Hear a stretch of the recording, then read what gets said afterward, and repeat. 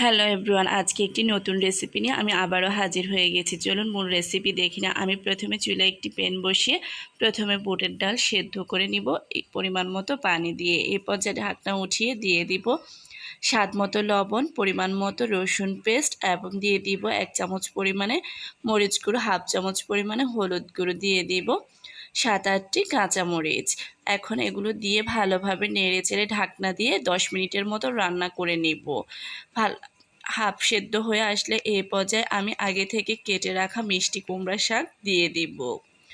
মিষ্টি কুমড়ার শাক দেওয়ার পর আমি ঢাকনা দিয়ে কিছুক্ষণ রান্না করে নিব। এই পর্যায়ে আমি 2টি কেটে রাখা আলু দিয়ে দিব এবং নেড়েচেড়ে নিব। নেড়েচেড়ে নিয়ে এই পর্যায়ে আমি দিয়ে দিব 2টি পেঁয়াজ কুচি এবং সাথে দিয়ে দিব 1টি টমেটো কুচি। সবগুলো উপকরণ দেওয়ার পর এই পর্যায়ে ঢাকনা দিয়ে কিছুক্ষণ রান্না করে নিব।